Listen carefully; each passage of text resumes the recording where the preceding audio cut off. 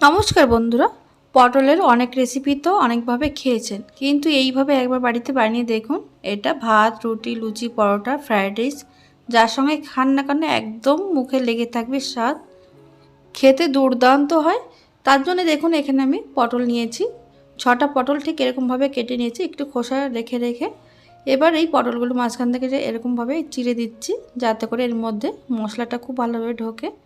দেখুন এখানে পটলগুলোর গায়ে সামান্য নুন আর সামান্য হলুদ দিয়ে খুব ভালো করে মেখে নিতে হবে।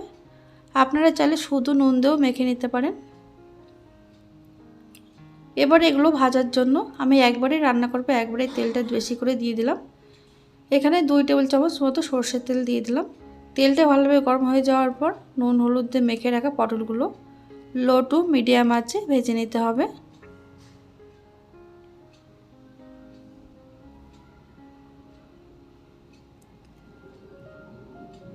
3 থেকে 4 মিনিট সময় নিয়ে দেখুন ঠিক এরকম কালার আসা পর্যন্ত ভেজে নিয়েছি।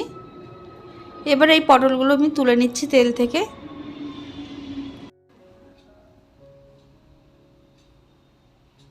এবার ওই তেলের মধ্যে আমি দিয়ে দেব ফোড়ন।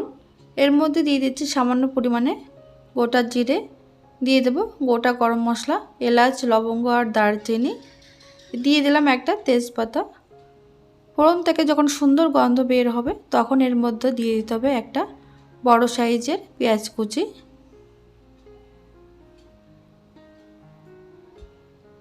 পেঁয়াজগুলো দিয়ে মিডিয়াম আঁচে আমি 1 থেকে 1.5 মিনিট ভেজে নেব। দেখুন এখানে পেঁয়াজগুলো ভাজা হয়ে গেছে। এবার এর মধ্যে দিয়ে দিচ্ছি আমি আদা, রসুন আর কাঁচা লঙ্কার পেস্ট।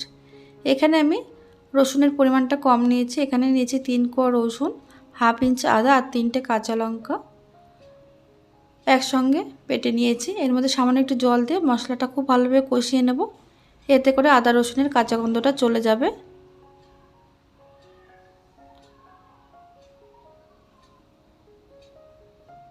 দেখুন মশলা খুব ভালোভাবে কষানো হয়ে গেছে। এবার এর মধ্যে আমি দিয়ে দেব কিছু গুঁড়ো মশলা। দিয়ে দিচ্ছি এর মধ্যে হাফ চা চামচ মতো জিরের গুঁড়ো, দিয়ে দেবো হাফ চা চামচ মতো ধনে গুঁড়ো, দিয়ে দিচ্ছি স্বাদ মতো নুন, দিয়ে দিচ্ছি হলুদ হাফ চা চামচ মতো, আর কালারের জন্য কাশ্মীরি লাল লঙ্কার গুঁড়ো, দিয়ে দেবো সামান্য পরিমাণে জল, যাতে করে মশলা পুড়ে না যায়। লো আছে মশলা কষাতে কষাতে অন্যদিকে আমি আরেকটা মশলা রেডি করে নেব। তার জন্য এখানে দেখুন একটা মিক্সিং জার নিয়েছি, জারের মধ্যে দিয়ে দেবো 5টা মতো কাজু, দিয়ে দিচ্ছি 2 চামচ মতো সাদা তিল, আর দিয়ে দেবো 2 টেবিল চামচ টক দই। আপনারা চাইলে এর মধ্যে পোস্তও ব্যবহার করতে পারেন। এবারে দেখুন জল ছাড়া একদম মিহি করে বেটে নিতে হবে। এদিকে মশলা কষানো হয়ে গেছে। মশলা কষিয়ে নেওয়ার পর এই যে বেটে রাখা মশলাটা এর মধ্যে দিয়ে দিলাম। তবে অবশ্যই এই সময় গ্যাসের আঁচ একদম লোতে রাখবেন, যেহেতু দই রয়েছে, না হলে ফেটে যাবে। মশলাটা দিয়ে খুব ভালো করে সঙ্গে সঙ্গে মিশিয়ে নেব। দেখুন এখানে 2 থেকে 3 মিনিট মশলা খুব ভালোভাবে কষানো হয়ে গেছে, তেলও ছেড়ে দিয়েছে। আর এই মশলা অনবরত নাড়াচাড়া করবেন, না হলে যেহেতু কাজু বাদাম রয়েছে তলায় লেগে যাওয়ার একটা ভয় থাকবে। এবারে দেখুন ওপর থেকে দিয়ে দিচ্ছি আমি হাফ চামচ মতো চিনি। চিনি দিয়ে আবারও মশলার সঙ্গে খুব ভালো করে মিশিয়ে নিতে হবে। মশলা যত ভালোভাবে কষানো হবে এর টেস্টটাই ততটাই ভালো হবে।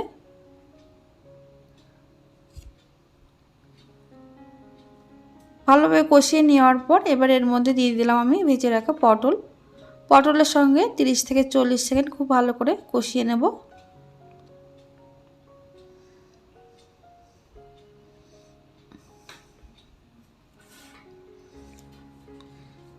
দেখুন খুব ভালোভাবে কষিয়ে নেওয়ার পর এর মধ্যে দিয়ে দিচ্ছি আমি বাটি ধুয়ে রাখা জল। এখানে আমি 1 বাটি মতো জল দিয়ে দেব।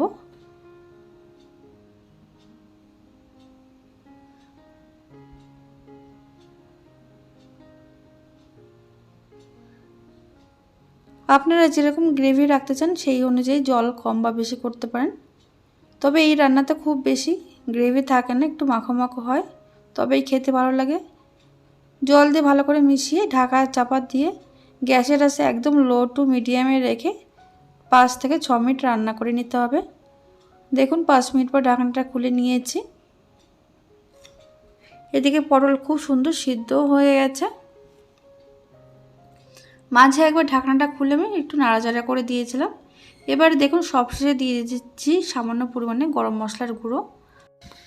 হালকা হাতে মিশিয়ে নিলে একদম রেডি হয়ে যাবে দারুণ স্বাদের, মুখে লেগে থাকার মতো পটলের এই রেসিপি। তাহলে বন্ধুরা, ভিডিওটি ভালো লাগলে লাইক কমেন্ট শেয়ার করতে ভুলবেন না।